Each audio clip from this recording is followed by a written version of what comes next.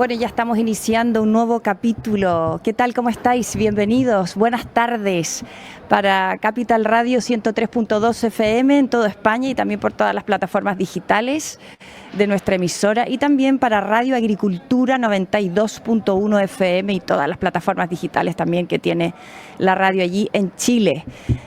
Iniciando un nuevo capítulo aquí desde un lugar muy especial, un lugar maravilloso, un palacete, una institución que canaliza el ahorro hacia la inversión productiva y facilita la movilidad de la riqueza, ¿no? En el desarrollo de España. Estamos en la Bolsa de Madrid, mítico palacio de inversiones, y con dos invitados relacionados con la economía, con la inversión. Vamos a introducir a nuestros invitados que están el día de hoy. Javier Rubio. ¿Cómo estás, Javier? Bienvenido. Hola, Carolina. Buenos días. Muchas gracias por la invitación. Muy bien. Encantada que estés aquí en nuestro programa. Licenciado en Economía y Finanzas de la Universidad de Gales, Reino Unido, socio director de Capital Strategies Partners, una agencia de valores que se dedica a la distribución de fondos de inversión. Así es, ¿no?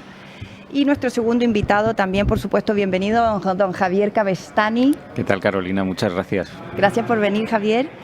También trabajas en Capital Strategies, eres licenciado en Administración de Empresas y Finanzas de la Universidad Autónoma, asesor financiero europeo certificado por la EFA y Senior Relationship Manager de Capital Strategies Partners. Bienvenidos ambos, qué Muchísimas gusto gracias. que hayáis venido. Gracias, Carolina. Y la verdad es que no puede haber un escenario mejor que la Bolsa de Madrid para esta entrevista. ¿Habíais estado aquí? Sí, muchas veces. Sí, Incluso sí. estudié un máster aquí en el BME, así que ¿Ah, sí? Qué es un interesante. sitio familiar y que le tengo mucho cariño. Bueno, y que siempre es como muy agradable venir aquí, ¿no? Sobre todo y grabar un programa que Sí, bueno. Sin lugar a dudas, ya que no se transa papel de acciones ya, pues venir a hacer un programa de economía nos encanta. Bueno, y aquí estamos varios medios también, ¿no? Televisión Española, varios medios aquí de comunicación y Capital Radio también emite su matinal de 7 a 12 todos los días de lunes a viernes. Aquí se hacen muchas cosas. Así que bueno, vamos a lo nuestro, vamos a conversar. Partamos por la economía mundial, economía de España. La inflación, por ejemplo, si partimos por ahí, ¿cómo lo veis? Bueno, es un tema muy de moda, la inflación. Ayer mismo hubo una reunión del Banco Central Europeo donde, bueno, se dijo que el proceso de desinflación había culminado, provocado básicamente por la inundación de dinero que hubo que hacer cuando sucedió el COVID.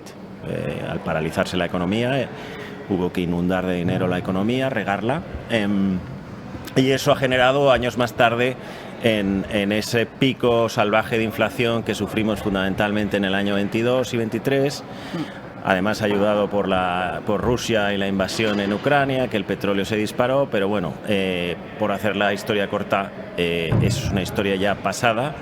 La inflación parece que está embridada mayoritariamente, pues podrá subir, pero no esos picos tan fuertes. Y bueno, pues es una buena noticia para todo el mundo y para nosotros también en Capital Strategies, que lógicamente los tipos de interés se hayan reducido en estos años y estemos en una situación y panorama donde no se vislumbran picos de inflación grandes, por lo menos en el corto plazo. No sé Bueno, si aquí pone que la inflación es del 2,3, no 2,5, algo más moderada que años anteriores. Sí, con una inflación de 2,3 podemos vivir.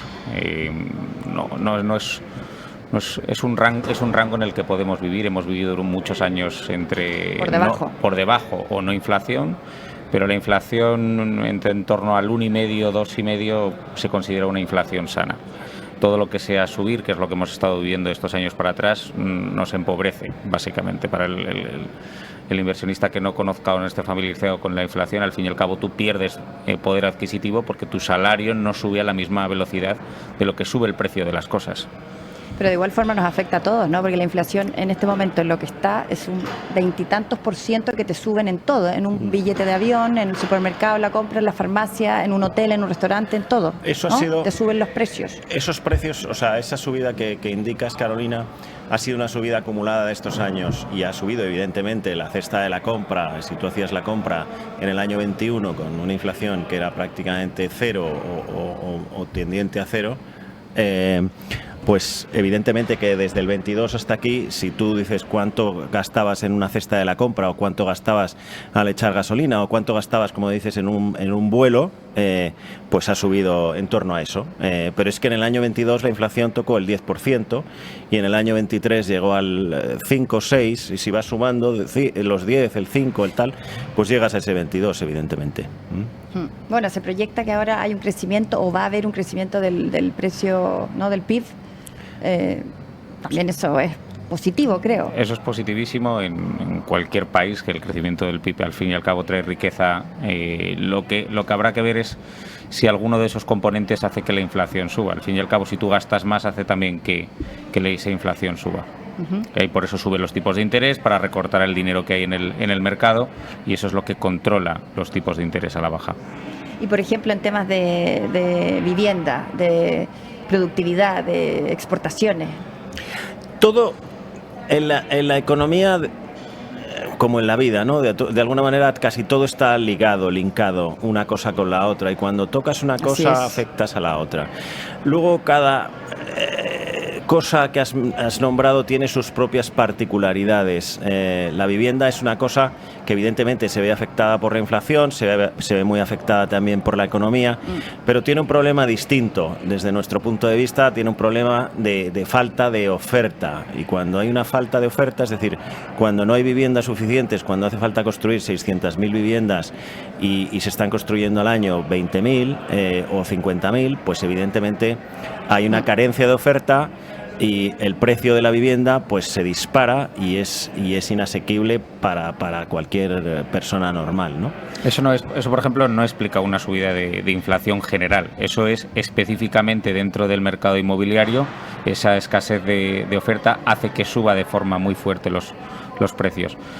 Tal vez cambia mucho ciudad a ciudad, cambia mucho pueblo a pueblo. Dentro de una misma ciudad no es lo mismo hablar de la Castellana, de Serrano, que hables de otros suburbios, o de que hables de otros barrios en los cuales lo mismo no ha subido de la misma manera, porque ha habido mayor demanda, porque ha habido menor demanda.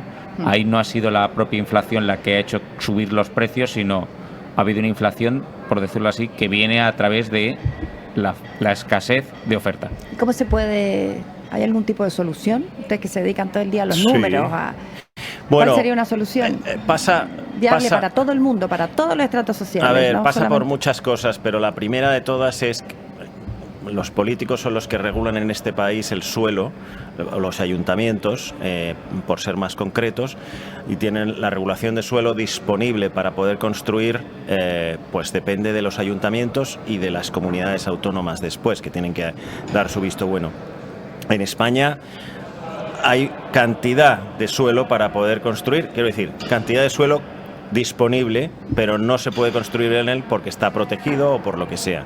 Cuando tú te levantas en un avión en España y miras hacia abajo, no ves más que tierra, tierra, tierra, tierra. No ves muchas ciudades, o sea, los pueblitos, las luces, cuando vas de noche, las ves muy atomizadas, muy lejos la una de la otra. Entonces pasa porque si liberaliza suelo para poder construir, y en ese momento, y poner un clima favorable para inversores, fondos, que son los que traen el capital, para que los promotores, los constructores, se animen a construir y los usuarios al final pues se animen a comprar porque tienen capacidad para hacerlo. A día de hoy es un problema que viene de arriba, de la regulación en primer lugar, que tiene que cambiar. Y tendrá que cambiar porque es un problema social. Los gobiernos. Claro. Sí, y luego el segundo lugar que dice Javier, es el primer lugar. Tal vez el punto más importante es también el que le afecta al inversionista que invierte en inmobiliario. Porque venimos de 2 años de subidas de tipos de interés que se supone que venían para regular esa inflación. Hay una sobreoferta, el precio sigue subiendo.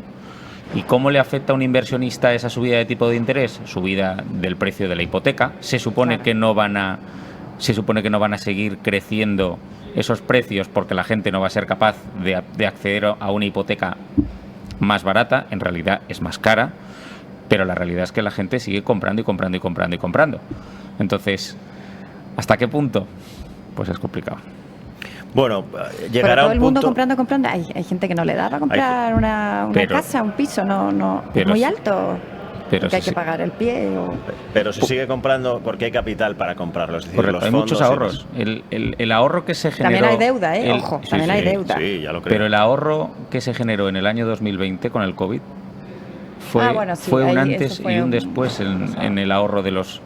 No digo de los españoles, digo a nivel europeo, a nivel mundial. Hubo un ahorro tremendo. Entonces, esa oferta se va supliendo con mayor demanda, y por ahora parece que todavía las hipotecas no han hecho el suficientemente daño como para que esa gente que tiene ahorros acceda a esa vivienda. Exacto. Bueno, esto no solamente ocurre en España, también hay una incertidumbre internacional, ¿no? Bueno, el problema de la geopolítico es un tema en general del mundo. El problema de la vivienda es un tema general, yo creo que en todas las partes del mundo. No, pero del mercado laboral, del desempleo, pensaba que de todo lo que atañe la economía, ¿no? De todo, la inflación. Hay cosas comunes en el mundo. Hay un problema, yo creo que ahora mismo geopolítico general, que da bastante inquietud, donde hay marcados dos bloques cada vez más. Uno es el liderado por China y el otro es el liderado por Estados Unidos, y bueno, pues cada uno está tratando de asentar su posición dominante. Tensiones comerciales, ¿no? Sí, todo va de la mano. Países. Su posición dominante para los próximos años. Entonces yo creo que Estados Unidos ha perdido ya el tren, que se ha dado cuenta que China ya le ha pasado y no puede hacer nada para competir con China. Es básicamente un tema de productividad, no es otra cosa que esa, porque los chinos, pues trabajan más y cobran menos, por lo tanto la productividad es mayor. De producir un iPhone en este sitio, en China, que de producirlo en Estados Unidos. Es evidente, porque la fuerza laboral, un señor que ha estudiado en Stanford, que vive en Nueva York, que no sé cuántos tal, pues te va a cobrar, evidentemente, su hora más cara que un pobre chino que a lo mejor que se ha venido del campo y le ponen a ensamblar piezas de un iPhone o a diseñar tal. Entonces, y no es desmerecer nada, hacen el mismo trabajo. Lo que pasa es que, claro, en un sitio producir te cuesta tanto y en el otro te cuesta pues bastante más. Entonces, esto lo está intentando neutralizar Estados Unidos mal y tarde con los famosos aranceles, tratando de parchear ese efecto que ya se les ha escapado de las manos. Pero bueno, y por tanto todo eso genera un montón de incertidumbres en el panorama total de político, económico, de todo, que genera pues tensiones, ¿no? Eso es lo que pasa. Preocupación. Sí. Bueno, centrémonos un poco en lo que es la agencia, ¿no? La agencia de valores. Me están llamando de la radio. Bueno. Oye, tenemos que ir avísanos cuando vamos a comerciales. Si es... 2 minutos tenemos. Capital Strategies Partners. Ustedes asesoran instituciones, no particulares. Les ayudan a definir dónde invertir, dónde ganar más dinero. Contar un poco Javier. Nosotros somos una agencia de valores que nos dedicamos principalmente a dar una solución a una gestora que no tiene fuerza de ventas fuera de su país de origen. Una empresa británica, una empresa estadounidense que quiere cruzar el charco o que quiere abrir mercado en el mundo europeo o en el sur de Europa. Nosotros damos una solución a esa gestora para hacerla conocer en los países en los que nosotros tenemos presencia. ¿Qué países son esos? ¿Países Abu Dhabi? No, Emiratos. Estamos en España, es una empresa española. Tenemos también oficinas en Lisboa para cubrir el mercado portugués. También cubrimos el mercado brasileño. Si cruzo desde Portugal al otro lado del Atlántico, llegaríamos a Brasil. También tenemos oficinas en Lima, desde donde cubrimos sur de Latinoamérica, Colombia, Perú y Chile. También cubrimos Miami. También tenemos oficinas en Italia para cubrir tanto la parte sur de Italia, Ticino y todo lo que es Italia. También tenemos una persona en Francia.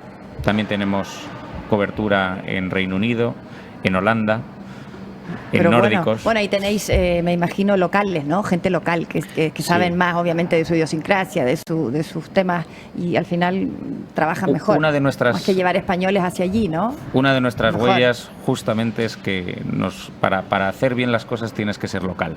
Tienes que entender la idiosincrasia de cada país, tienes que entender la cultura de cada país, tienes que tener el know-how de cómo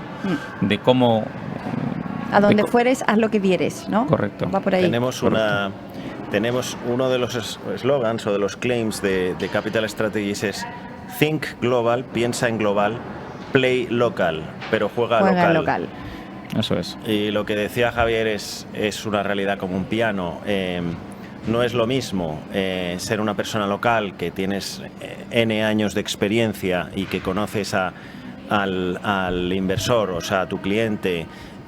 Bueno, las personas, hasta el clima de tu tierra. Claro, y conoces y conoces absolutamente todo lo que necesita un producto también para ser vendible en ese país o en esa región, que no tiene nada que ver a lo mejor lo que necesita un producto para ser vendible en Lima, que en Reino Unido, que en España o que en Dubái. No tiene nada que ver. Entonces, si no tienes a personal local que no solamente conoce el mercado, sino que también conoce a los clientes, las opciones de conseguir buenos resultados disminuyen notoriamente, ¿vale? Y por eso siempre trabajamos, o nuestros business partners son todos locales. Locales, mucho mejor. Entonces estáis España, Europa, terminando Emiratos la pregunta Unidos. que nos has hecho, lo que hacemos es traer producto top, lo salimos a buscar, porque nuestras instituciones muchas veces nos demandan un producto específico, porque hay una necesidad de sus clientes, lo traemos, ayudamos en el marco regulatorio, lo ponemos accesible para esas instituciones y también lo ponemos accesible para su cliente final, que es el que esa institución asesora a la hora de comprar un fondo, ya sea de renta variable, de renta fija o del producto que ellos necesiten. Cuando hablas de instituciones, ¿te refieres a banca, bancos? ¿Qué más? ¿Qué otras instituciones? AFPs. Para que todo el mundo lo entienda, fundamentalmente nuestros clientes tipo son bancas privadas, son fondos de pensiones, AFPs. Y son family office, fundamentalmente. Y haciendo una similitud también para que todo lo entienda, lo que estaba bien describiendo Javier, somos una especie de Corte Inglés o de Harrods para los clientes. Me explico. Hay muchas marcas que no tienen distribución propia y que prefieren estar en el Corte Inglés o estar en Harrods en Londres a estar en una tiendecita en la calle con su propia fuerza comercial. Sí, claro. Hablan con el Corte Inglés, saben que por el Corte Inglés pasan un montón de compradores y el Corte Inglés en este caso de fondos es Capital Strategies. Distribuidora de fondos. Correcto. Claro. Nos vamos a una pausa, señores, nos separamos un segundito y ya regresamos aquí desde España para el mundo. Ya volvemos.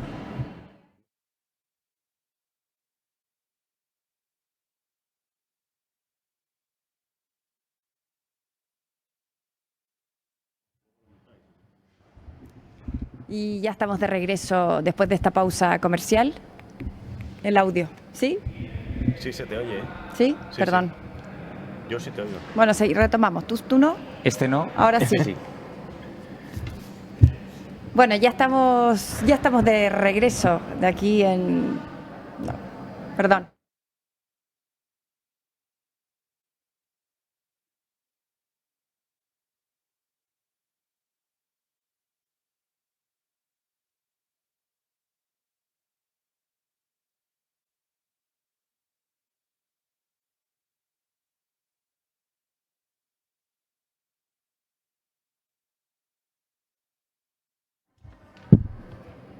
Bueno, y ya seguimos, ya estamos de vuelta en esta tarde conversando aquí con dos economistas, dos personas de Capital Strategies Partners que nos están contando de economía, de inversión, del mundo global, de sus fondos de inversión a nivel internacional, ¿no? Que los colocan con todas las instituciones.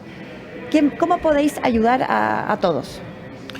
Muy general la pregunta. Bueno, al final nosotros identificamos quiénes son los clientes. Nosotros, es importante decir y destacar que nosotros tenemos dos clientes. Nuestro cliente principal es la gestora de fondos, que como decía Javier antes, necesita un canal de distribución y necesita vender sus fondos en los territorios o en los países donde nosotros tenemos presencia y les podemos asesorar en cómo pueden vender esos fondos.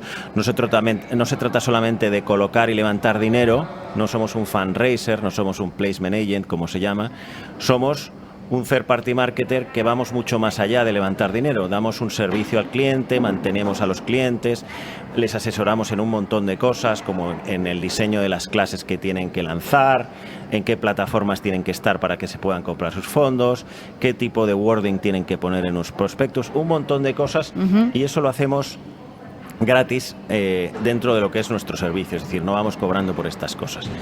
Pero lo que te quería decir es que ¿cómo llevamos a los clientes? Bueno, pues en primer lugar, para vender un fondo es muy sencillo. Tú necesitas un buen producto, un fondo que esté en línea con lo que el mercado está pidiendo.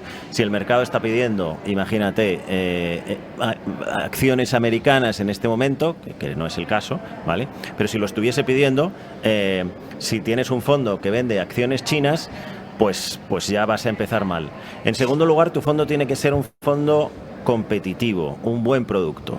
Y vuelvo a cualquier producto. Esa es la clave, ¿no? Si tú vendes zapatillas y tienes unas zapatillas que se rompen al segundo día de ponértelas, pues ese no es un buen producto. Pero si es una zapatilla cómoda, que transpira, que pesa poco y que además vale un precio razonable y te dura mucho tiempo, pues eso es un buen producto. Pues un fondo bueno, con sus características, tiene que ser un buen producto. Entonces necesitas que el activo esté a favor, como decíamos antes con el ejemplo de las acciones americanas y chinas, que sea un buen producto, y en tercer lugar necesitas tener la atención del mercado. Y ahí es donde... La atención, no la atención. La atención. Es decir, nadie te va a comprar un fondo porque nuestros clientes son inversores cualificados, son instituciones. Nadie te compra un fondo por tu cara bonita, ni por lo simpático que eres, ni porque conozcas a tu interlocutor, a la counterparty, desde que eres un enano y vas con él al colegio. No lo hacen porque eso no se puede hacer y no lo hacen. Entonces, buscan y seleccionan fondos que necesitan sus instituciones y lo hacen con criterios muy minuciosos y con un sistema de selección tremendamente competitivo y riguroso y exigente. Entonces, nosotros tener la atención del mercado, tener la atención de que alguien te reciba, de que le puedas contar que tienes un buen producto y que tienes un producto favorable a lo que están buscando, es lo que marca la diferencia y eso es realmente lo que hacemos nosotros. No sé si lo he explicado bien. Ha quedado muy claro. Perfecto, Javier. No, por supuesto. Y por eso, que el tema del comportamiento de los inversionistas, se ve que hay un cambio, ¿no? Al inversionista a veces de una manera, a veces de otra. Depende de lo que quieran invertir también. Claro. Puede ser mucho o poco o medio. Yo tengo una visión de qué ha estado ocurriendo estos 2 últimos años en especial, y voy a poner el ejemplo de España, pero casi nos valdría para cualquier submercado, salvo raras excepciones. Venimos de un COVID que parece muy lejano, pero hace menos de 5 años estábamos todavía con unas mascarillas y viviendo una incertidumbre tremenda. Ojo que parece que ahora viene otro, el llamado Frankenstein. Esperemos que no. No quiero que sea letal, pero que parece que la cosa viene otra vez. Esperemos que no. Cuento esto porque muchos clientes y muchos inversionistas se van a ver reflejados en lo que voy a contar.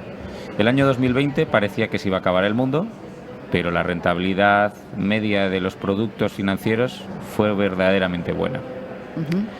Había una disociación entre lo que la gente tenía miedo a lo que luego ocurrió. El año 2021, de nuevo, fue un año tremendamente bueno.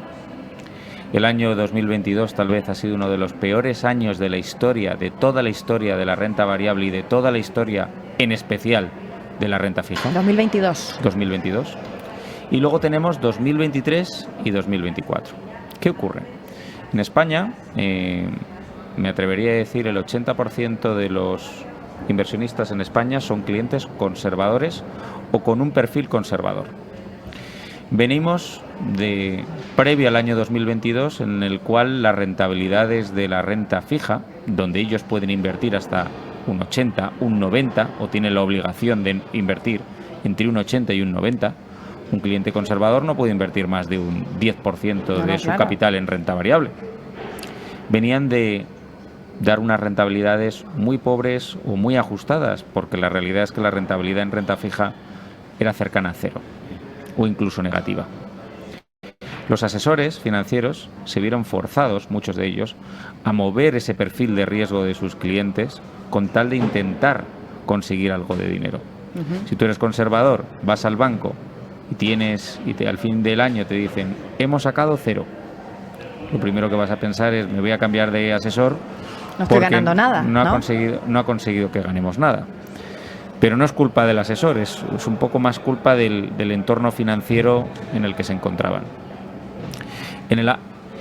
¿Y qué ocurre en el año 2022? Ya, pero ¿quién te asesora en ese Da igual donde institución entres. financiera? Da igual donde entres, porque en esos años para atrás las rentabilidades en los perfiles más conservadores y en los subyacentes más conservadores de la renta fija no daban rentabilidad. Ya. O daban rentabilidades negativas, que había algún cliente que no podía entender cómo, si era el más conservador, estaba perdiendo dinero por estar o tener el dinero más seguro. Ojo la palabra seguridad. ¿Qué ocurre? 2023 y 2024 han sido años tremendamente buenos de bolsa. La gente o los inversionistas han empezado a normalizar el riesgo. Si tú miras el Nasdaq... No es fácil normalizar el riesgo. Si tú miras el Nasdaq y sube un 25% en un año y al año siguiente vuelves a ver un 25% y el siguiente otro 25%, un cliente, un inversionista empieza a normalizar ese riesgo y eso es muy peligroso, porque empieza a pensar que lo que haga el índice es lo normal y lo normal es un 25%. Estoy hablando 25, como quien dice 25 dice 10. Pero empiezas a normalizar el riesgo. Yo creo que muchos clientes conservadores en esos años vieron su perfil cambiarse por necesidad y eso ha sido un riesgo para la industria, porque ahora muchos de esos inversores tienen miedo a volver a invertir, por lo general. No invertir en renta variable, no, vuelven a tener miedo a invertir. Sí. Ahora las oportunidades son muchísimo más grandes de lo que había previo al año 2022. Ahora tenemos una renta fija con unas oportunidades tremendas, tenemos una oportunidad tremenda también en renta variable, no apta para todos los inversores, pero sí ahora se presenta un buen momento para los inversores para invertir. Me imagino que hay desafíos, ¿no? De aquí para adelante, porque tú hablabas 2023, 2024, 2025, 2026, ¿qué pasa? La actualidad, el presente y el futuro. Hay otros gestoras que dicen que el 2026 es el presente, que ya estamos a puertas. Cuando tú haces una inversión, no la haces pensando en el mañana, y si la haces pensando en mañana, pues estás haciéndola muy mal. Cuando haces una inversión, lo normal es hacerla a 3 o a 5 años, es decir, estar seguro, nunca estás seguro, porque si no, pues todo el mundo sería millonario, ¿no? Pero hacer un buen ejercicio o apoyarte en tu asesor o en tu agente o en tu banco o en quien sea quien te maneja tu dinero, hacer un buen ejercicio de seleccionar aquellos activos y aquellas estrategias que piensas que van a tener viento de cola, dentro de eso seleccionar los mejores productos que van acorde con ese viento de cola y esperar a 3 años. Pero no debes estar cambiándote y saltando de un caballo a otro. Eso es un error, ¿no? Ni tampoco mirar el valor liquidativo. No. Es igual que si tú compras... Claro, eso no puedes mirarlo. Si tú compras, estamos hoy en la Bolsa de Madrid, ¿no? Entonces, tú no puedes mirar el precio de tu acción todos los días, a todas las horas. Tienes que ir un punto más allá. ¿Por qué has comprado esa acción? Porque se supone que te va a dar... ¿Cuál es el objetivo que tienes para esa acción? Déjale que lo cumpla. Las empresas no ejecutan... Que trabaje, ¿no? Normalmente las empresas tienen un periodo de ejecución de su proyecto. Si eres Telefónica, tienes que levantar X antenas, tienes que hacer el 5G o el 6G, tienes que desarrollar paquetización de datos, pero eso no se hace de un día para otro. Y el precio de la acción se mueve de un día para otro. Eso no quiere decir que tú tengas que mirar tu acción de un día para otro. No le estás dejando a la empresa el suficiente tiempo para que cumpla su proyecto. Entonces, la gente se pone muy nerviosa de la disociación muchas veces de su precio de la acción del fondo a lo que la realidad está ocurriendo en el subyacente de la empresa. Telefónica no cambia nada porque un día valga 5 euros a 4 euros. No ha cambiado ninguna parte interior. Eso que tú dices, Javier, influye también o afecta a las personas naturales, quiero decir, ¿no? Más que las instituciones, de que están mirando día a día si subió, si bajó su dinero, ¿no? La señora viuda, por decirte... La inmediatez. La inmediatez. Yo creo que vivimos... Esto ya es un problema de la sociedad. Esto sí que es un problema de la sociedad. Nos hemos vuelto muy impacientes. Lo queremos todo para allá. Bueno, pero es que es tu dinero. Tú has ganado ese dinero y lo quieres meter en algo para que te dé más y al final tampoco quieres perderlo. Esto viene dado por los móviles.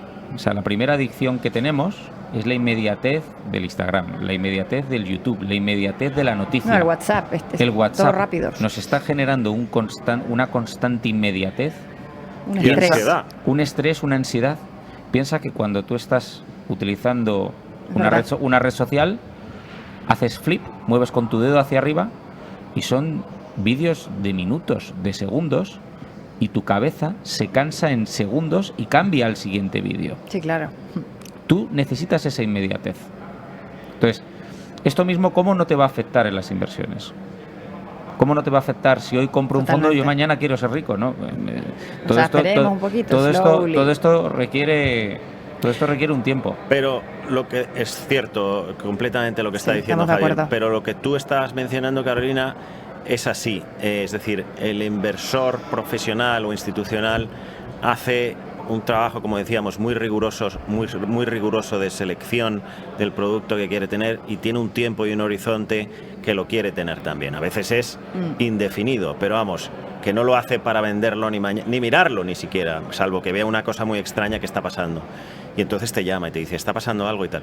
Pero es el inversor particular, el retail, el que está todo el día, el inversor final, si quieres decirlo así. Sí, mirando. Que mira todos los días tal y está viendo y ve que de repente enciende el telediario por la noche y ve que la bolsa ha caído un 3%. Y se pone muy nervioso y empieza a preguntar y qué pasa y vámonos de aquí y tal. Probablemente esos son los que tienen el perfil que no deberían tener. Alguien que necesita ver constantemente la bolsa tal vez está asumiendo un riesgo que no quiere tener. Claro. Y afecta a otros. Es así. Entonces lo que tienes que hacer es no invertir en eso, porque te está generando un estrés.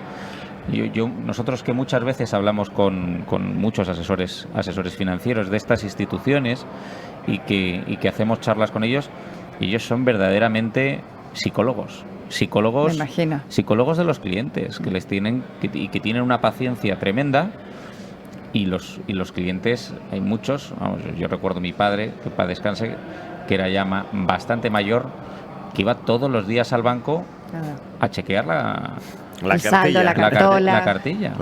Claro. Y lo mismo cambiaban céntimos, con lo mismo cambiaban, pesetas. Es que ese es el usuario, claro, de antes, ¿no? Como ahora las nuevas generaciones están cambiando también por la tecnología, así que la tecnología nos va llevando a cosas que pueden ser muy positivas, pero también muy negativas. El uso de los móviles antes de los 16 años o de los 13 años está mal.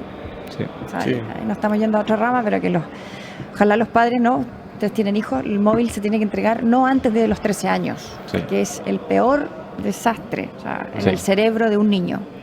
Sí, pero que digo, los inversores están acostumbrados a esa inmediatez, quieren esa inmediatez en sus inversiones, le exigen al asesor algo que no puede conseguir el asesor, porque la realidad es que el asesor no es mago. No tiene la información. No es mago. Claro. Y claro, el asesor siempre se lleva la culpa de todo, que es verdad, y el asesor obviamente le echa la culpa al fondo. Esto es un círculo vicioso. ¿Por qué? Porque el cliente le pone la presión al asesor, el asesor se lo pone a la institución se lo pone al fondo, que somos nosotros los que representamos a ese fondo, ¿no? Pero el fondo tampoco puede hacer magia.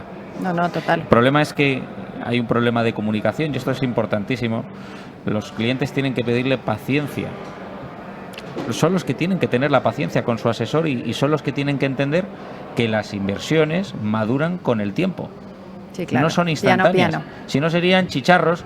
Antiguamente se venía aquí a comprar una cosa, se vendía casi al instante. Entonces no deberían dedicarse a comprar un fondo, deberían abrir una empresa de trading, y entonces sí que tienes la inmediatez. Entonces, ¿cuál es el perfil que tiene que tener una persona que compra un fondo? Bueno, en primer lugar tiene que tener recursos para invertir, partamos de esa base, lógicamente. Sí. Pero bueno, lo ideal es que... Lo que pasa es que la gente en España tiene poca cultura financiera, y no lo digo desacreditando. No solo en España, en muchos países. Yo creo que muchos países tienen poca cultura financiera. Entonces, lo que está escribiendo Javier es una realidad como un piano. La gente, en cuanto ve que las cosas van mal, o incluso cuando van bien, dice, pues oye, vamos con esto, pero a lo mejor dices, esto está muy caro, no sigas comprando esto porque está muy caro, ¿no?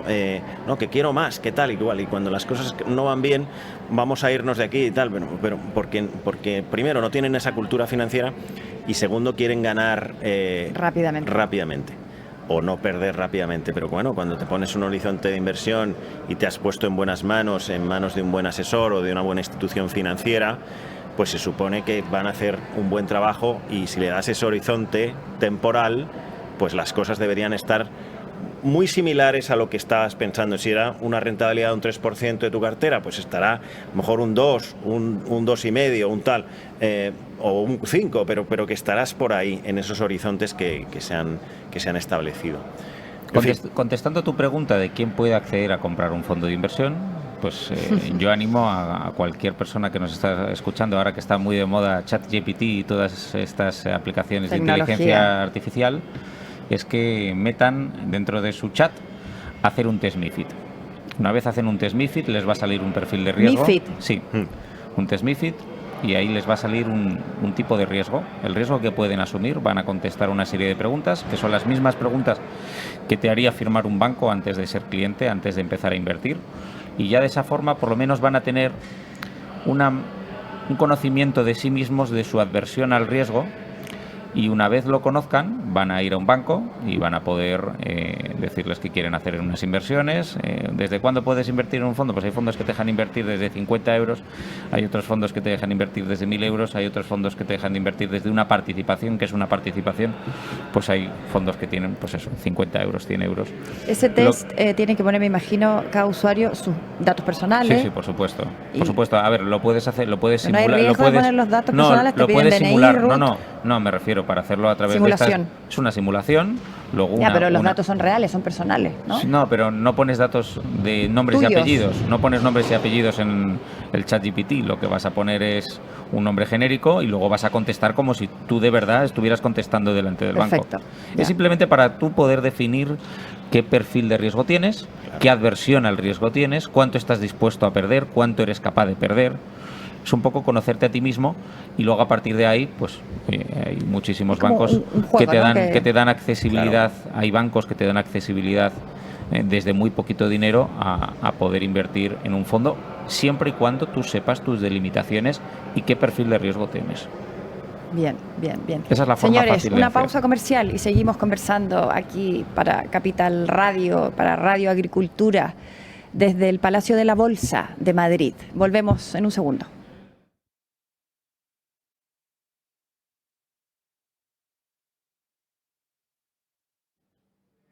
Ya estamos de regreso. Buenas tardes aquí con nuestros invitados, don Javier Rubio, don Javier Cabestany, desde la Bolsa de Madrid para Capital Radio, Radio Agricultura. Estamos conectados en ambos países. Esa es la idea, la globalización de las comunicaciones, la tecnología, cómo nos acompaña, y podemos estar en el mundo, ¿no? En el mundo global, y compartir, aprender con nuestros invitados, todo lo que significa, ¿no? La experiencia, y esa es la idea, acompañarles cada domingo. Bueno, ¿cuál es el tema para invertir? ¿Cuál es el mayor consejo que puedes dar? Me refiero. ¿En qué productos te refieres? Bueno, ustedes llevan 25 años de experiencia con esta agencia de valores que distribuyen fondos. Entonces me imagino que hace 25 años no era lo mismo, el mercado no estaba igual. El cliente tampoco era igual, todo va variando. ¿No? Hemos tenido una pandemia, vamos teniendo cosas. Sí, han pasado muchísimas cosas, y siempre pasan cosas, hasta una crisis financiera las guerras. Salvaje que paralizó todo el mundo entero, ¿no? Pero vamos, Si me preguntas a mí que cuál es el producto financiero ideal para invertir y canalizar el ahorro de todo tipo de personas, no me explico, puede ser un inversor minorista, como decía antes Javier, que tiene 100 euros o 150 euros que los quiere también poner es válido, también por es válido. supuesto, claro. Como un inversor institucional, imagínate un family office que quiere colocar 50 millones porque ha vendido su empresa un señor, tiene un montón de caja y dice, bueno, yo no quiero tener esto en un calcetín o en un cofre, lo voy a colocar en productos financieros. Pues para cualquiera de todos estos, el mejor producto de inversión es un fondo de inversión. ¿Y por qué digo esto? Bueno, pues hay muchos motivos que tampoco voy a desarrollarlo mucho, pero en primer lugar es por la fiscalidad, ¿vale? Invertir en un fondo de inversión supone que tú puedes cambiar de inversión sin tributar, de un fondo a otro, cosa que no puedes hacer con una acción, cosa que no puedes hacer con una casa, cosa que no puedes hacer con una empresa. Si la montas, voy a montar un restaurante, si tú vendes tu restaurante vas a tener que pagar un montón de impuestos. Cuando tú vendes tu fondo para irte a otro fondo, imagínate un fondo que invierte en restaurantes y vas en 1000 restaurantes por todo el mundo y vas a invertir de repente de ese fondo que invierte en restaurantes a un fondo de acciones chinas, porque China va a crecer muchísimo y te lo dicen, pues dices, me voy de los restaurantes y me llevo ese dinero a las acciones de China y estoy comprando desde no hay que pagar impuestos. Y no pagas impuestos, te has trasladado tu dinero con tus ganancias y te lo llevas. En primer lugar, fiscalidad. En segundo lugar, puede ser también un laboratorio, una farmacia, lo que sea. Hay fondos de todo tipo. Todo tipo de fondos, o sea, lo que se te ocurra. Está. Siempre pongo el ejemplo. Hay fondos hasta catástrofes naturales, ahora que está bastante de moda. Catástrofes naturales, terremotos, tsunamis, hay fondos volcanes, volcanes, erupciones de volcanes. De verdad, apuestan con compañías de seguros. Hay fondos de litigios, hay fondos, no. El mundo financiero, juzgado, derechos, ¿no? derechos, jueces. Efectivamente. Entonces, el mundo financiero, en cuanto a al nivel de soluciones que puedes tener a la hora de invertir en un fondo, es tremendo. Yo en mi época pasada, antes de entrar en Capital Stratis, trabajé como gestor en banca privada. Y muchas veces los inversores no sabían lo que era un fondo de inversión. Siempre tenían el miedo... Los inversores no sabían lo que era. No. La mayoría de los inversionistas están muy acostumbrados a saber lo que es una acción. De hecho, cuando te preguntan a qué te dedicas, tú vendes acciones o tú vendes bonos. O un fondo mutuo. Sí, no, pero a mí por la calle me preguntan muchas veces, ¿y tú a qué te dedicas? Vendo fondos. Ah, pero tú vendes acciones, vendes... Pero por eso, un fondo mutuo no es lo mismo que un fondo de inversión. Sí, es lo mismo. Es lo mismo. Se llama mutuo inversión, sí. Lo que pasa es que muchos de esos clientes piensan solamente en acciones, piensan solamente en bonos. ¿Por qué? Porque en España, donde estamos ahora mismo, muchos de esos clientes compraban las acciones, tenían paquetes de acciones que compraban. Y lo que no se dan cuenta es que comprando una acción de la empresa que sea, tienes una sobreconcentración a un país, tienes una sobreconcentración a un emisor, esa compañía, tienes una concentración a una moneda, el euro. Entonces, ¿qué te facilita un fondo de inversión? Lo primero, como ha dicho Javier, la traspasabilidad o la fiscalidad. Lo segundo y tal vez lo más importante. Lo segundo y tal vez más importante es la diversificación. Si tú tienes un fondo que tiene 20 líneas, ya no tienes una. Tienes 20. Si tú tienes un fondo europeo, pues lo mismo estás invirtiendo en 5 países europeos. Ya tienes 5 jurisdicciones, ya tienes 5 idiosincrasias. Es como... Tenemos un compañero que me gusta mucho la analogía. Vamos a imaginarnos que tenemos un edificio. ¿Qué probabilidad hay de que se nos incendie un piso, pero ese piso no tiene por qué incendiarse? Ese edificio no tiene por qué incendiarse entero. Se nos está incendiando una casita, pero lo mismo el ático está tan tranquilo, todos o el subterráneo se está incendiando solo. O el subterráneo no tiene por qué afectar al resto. Entonces, cuando un inversor piensa en un fondo, tiene que pensar en diversificar. También tiene que pensar en delegar. ¿Quién gestiona ese fondo? Dejar que lo hagan. Tú sabes más, tú como inversionista, es que yo sé más.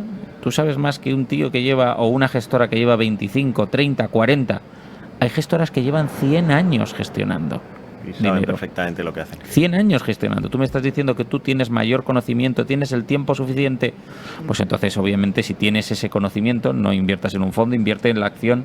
Pero de nuevo, tendrás esa sobreconcentración a ese país, a ese riesgo. O sea, la palabra específico. clave es confianza, paciencia, diversificación. Diversificación, fiscalidad. Y hay un tema más también que yo diría y destacaría de los fondos, y es accesibilidad a mercados que no llegarías de forma independiente. Eso es importantísimo, Ni siquiera Javier. muchas veces a través de tu propio banco. O sea, aunque tú le dijeses a tu banco, me quiero comprar una acción china, vuelvo a China, o de Chile, o de Rusia. De Rusia no, ahora no se puede comprar acciones, pero me quiero comprar ese producto o ese edificio en Japón, no podrías hacerlo. Y si pudieses hacerlo sería un trámite tremendamente costoso y poco eficiente. Tú cuando inviertes en un fondo, aunque sea 100 euros en un fondo, por ejemplo, de edificios o de residencias de estudiantes o de lo que sea, estás llegando a esos sitios con tus 100 euros, con tu parte alícuota evidentemente,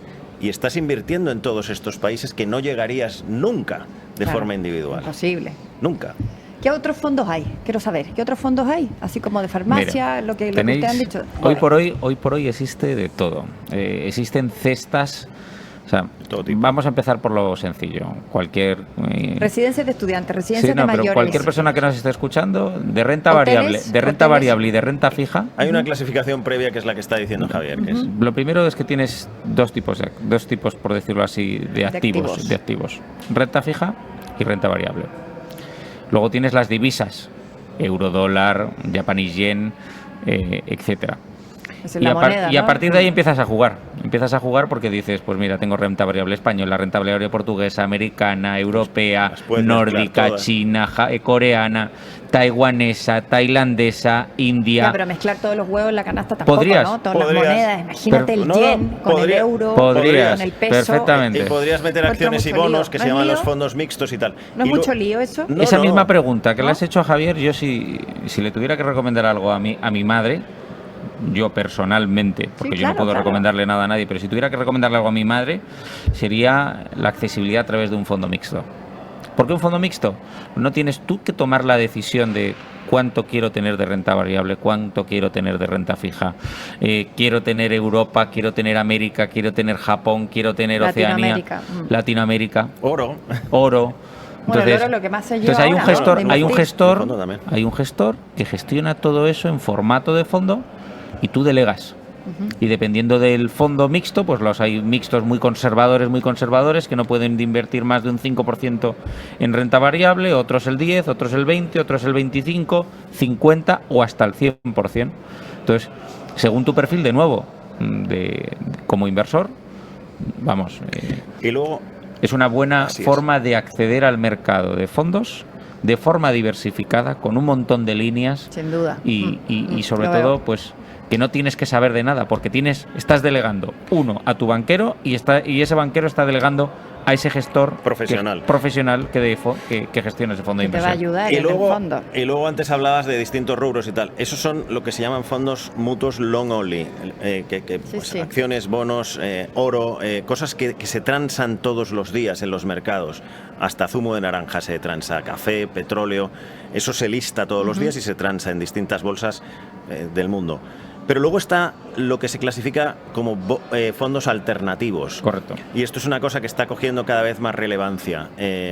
Y los fondos alternativos sí son productos, son fondos igual, pero son productos que tienen una liquidez distinta, pero que invierten en activos alternativos. Por ejemplo, edificios, por ejemplo, deuda privada, lo que le presta alguien a otro, por ejemplo, cat bonds, como decía él, bonos catástrofe, por ejemplo, litigations, por ejemplo, restaurantes, por ejemplo, vino.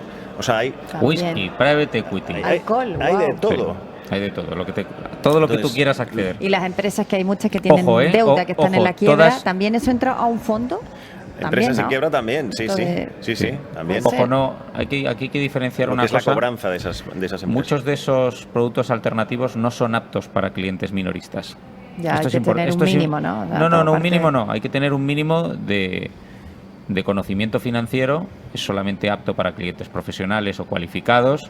Esto lo quiero dejar bien claro porque lo que hemos hablado antes de las acciones, renta fija, renta variable, productos mixtos, alternativos, UCITS, todos esos sí que son aptos para esos minoristas, siempre y cuando sean UCITS. ¿Vale? Esto es importante, que es la normativa que te hace que pueda invertir como minorista. Todos esos productos más exóticos o más, vamos a decirlo así, alternativos a lo que estamos acostumbrados, requerirán pues eso, una mayor especialización, un conocimiento de los riesgos financieros. Y un vehículo adecuado. Para pero que ahí no habrá esa traspasabilidad, pero tendrás la solución de poder invertir y poder llegar a donde tú por ti solo no llegarías. Pongo un ejemplo. Tú quieres invertir en residencias de estudiantes. Tienes 3 opciones. La tradicional, me compro un piso. Claro. Y lo opero yo. Tienes un dolor de cabeza. Tienes un dolor de cabeza porque ¿me paga o no me paga el inquilino? ¿Dónde lo compro? En Madrid, en Barcelona, en Santiago de Chile. Pero entonces lo compras uno. Y ese uno, pues ya tienes un riesgo a un solo país, a una sola ciudad, de si me paga mi inquilino o no me paga mi inquilino. Vamos a imaginar... Bueno, todo eso depende del bolsillo de cada Vamos a imaginar persona. Que eres un señor que tiene mucho dinero y se compra el edificio. Un edificio. Okay. ¿Cuánto cuesta un edificio? De media tienes edificios que valen desde los 15 millones de euros hasta los 50 millones de euros. Aquí, por ejemplo, en Madrid. Que hay edificios de residencias de estudiantes que se venden completos. De nuevo, tú eres un inversor grande, estás teniendo una sobreexposición, por mucho dinero que tengas, una sobreexposición mucho riesgo. A un solo país, a una sola región, a una sola moneda. Quiero tener el euro, quiero tener si he invertido, me lo he comprado en Estados Unidos, quiero tener el dólar, o si lo he comprado en Australia, quiero tener el dólar australiano. Y la tercera forma, de forma mucho más eficiente para esos clientes, es acceder a un fondo que te da accesibilidad a 1, a 2, a 3, a 4, a 5, dependiendo del fondo. A 100, como el que uno quiera. Ese es el mixto, ¿no? O sea, que tienes varias... No, este es varias aristas. Pero varias aristas. Se podría casi categorizar como un fondo mixto de residencias de estudiantes, porque al fin y al cabo tú puedes acceder a 9 países, a más de 100.000 camas. O sea, claro, desde una inversión más reducida, puedes luego tener esos 50 millones invertidos en un fondo. Pero estarás teniendo accesibilidad a 72 edificios. ¿No? Esto mismo ocurre con las acciones. Esto... Cualquier persona le explota la cabeza a alguien que no está acostumbrado a tratar con fondos. Imaginémonos que aquí tenemos 100 euros para invertir cada uno y queremos comprar todas las acciones de la bolsa española. ¿Podríamos? No, con 100 euros no. No, pero con un fondo sí. Con un fondo podríamos comprar todas las acciones de la bolsa. O sea, le das esos 100 euros al fondo y el fondo te lo maneja. Puedes tener accesibilidad al mercado español por 100 euros. Lo mismo al mercado americano, lo mismo al mercado japonés. Oye, quiero entrar en el mercado japonés. ¿Podrías comprar todas las acciones del mercado japonés? No. ¿Podría comprar todos los bonos del bono del Estado español? No. ¿De Europa? No. Estás teniendo accesibilidad. Entonces, que los clientes no solamente piensen en la fiscalidad, es muy importante en España. En España una de nuestras mayores preocupaciones es la fiscalidad, pero también la diversificación y tercero, la accesibilidad. Bueno, hay que ser correctos, ¿no? Siempre hay que ser correctos. Es sí, lo que a mí me enseñaron de toda la vida, la corrección en los negocios, con las personas, con los equipos de trabajo, hay que ser correcto. Y eso tiene que ver con pagar impuestos. Si no eres correcto y evades impuestos, te vas a la cárcel y eres una mala persona, pero no es lo mismo en otros países que tienes que pagar cuando tú vendes un fondo que cuando aquí no tienes por qué pagarlo. Esa es la diferencia. Nos queda poco tiempo. Miren, chicos, señores, tenemos que ya ir despidiendo. Un mensaje, una recomendación para las nuevas generaciones o lo que quieran decir.